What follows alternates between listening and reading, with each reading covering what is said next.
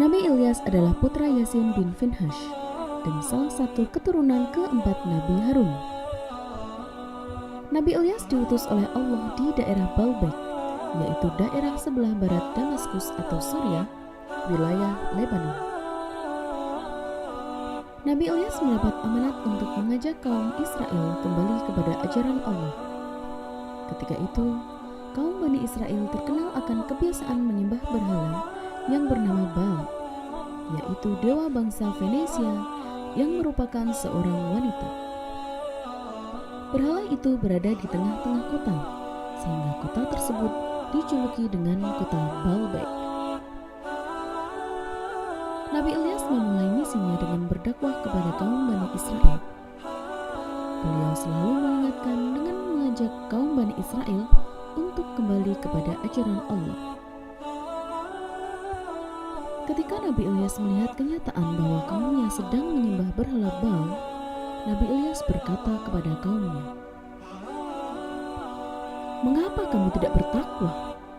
Patutkah kamu menyembah Baal dan kamu tinggalkan sebaik-baik pencipta, yaitu Allah Tuhanmu dan Tuhan bapak-bapakmu yang terdahulu?" Mendengar ajakan dari Nabi Ilyas, kaum Bani Israel begitu marah dan berkata, "Hai Ilyas, berani sekali engkau meminta kepada kaum kami untuk meninggalkan Tuhan-Tuhan kami. Sesungguhnya kami melakukan hal itu karena bapak-bapak kami juga melakukan hal tersebut." Bahkan kaum Bani Israel terang-terangan menghina dan mengejek Nabi Ilyas. Walaupun begitu, Nabi Ilyas tetap sabar dan terus berdakwah kepada kaum Bani Israel. Kaum Bani Israel pun bersekongkol untuk menyingkirkan Nabi Ilyas, sehingga Nabi Ilyas terpaksa berpindah dari satu tempat ke tempat lain. Hingga suatu hari, Nabi Ilyas sampai di sebuah rumah yang dihuni oleh keluarga yang baik hati. Mereka menerima Nabi Ilyas tanpa pamrih. Saat itu, salah satu anggota keluarga di rumah itu sedang menderita sakit. Orang itu adalah Nabi Ilyasa, yaitu putra dari Aktub bin A'juj yang beberapa tahun kemudian diutus menjadi nabi dan menemani dakwah Nabi Ilyas. Ketika masih muda, Nabi Ilyasa menderita sakit keras. Akhirnya, Nabi Ilyas berdoa kepada Allah Subhanahu wa Ta'ala untuk memohon kesembuhan Nabi Ilyasa. Dengan izin Allah, Nabi Ilyasa sembuh dari penyakitnya tersebut. Hal itu menjadi bukti baginya untuk mengikuti ajaran Nabi Ilyas dan beribadah kepada Allah. Sementara itu, 3 tahun setelah berlalu, sejak Nabi Ilyas diusir oleh kaum Bani Israel, kaum Bani Israel dilanda kekeringan. Mereka sangat menderita karena kelaparan. Mereka mengalami kekurangan air dan hidup tersiksa.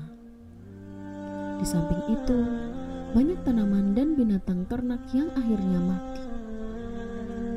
Kekeringan terus berlanjut dan tidak ada tanda-tanda kapan akan berakhir. Akhirnya, beberapa tokoh masyarakat berkumpul dan membicarakan masalah kekeringan tersebut. Dan mereka baru menyadari bahwa seruan Nabi Ilyas itu benar. Seketika itu, mereka berbondong-bondong dan bertekad mencari Nabi Ilyas. Setelah melakukan pencarian, akhirnya kaum Bani Israel dapat menemukan Nabi Ilyas yang telah ditemani Nabi Ilyasa.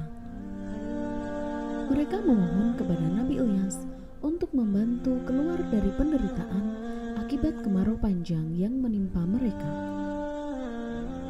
Kaum Bani Israel berjanji kepada Nabi Ilyas akan beriman kepada Allah dan menaati perintahnya.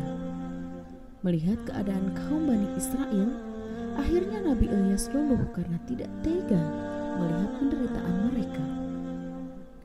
Nabi Ilyas kemudian berdoa kepada Allah Subhanahu wa Ta'ala agar kaum Bani Israel diberikan rahmat-Nya dengan menurunkan hujan.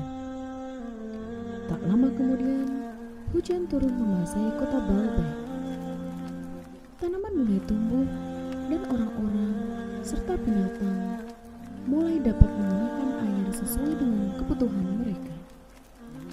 Kaum Bani Israel pun kembali hidup makmur dan sejahtera. Namun beberapa tahun kemudian, kaum Bani Israel kembali kepada kebiasaan mereka dan mengingkari janjinya dengan kembali menyembah berhala. Akhirnya, Nabi Ilyas kembali berdoa kepada Allah agar kaum Bani Israel mendapatkan azabnya.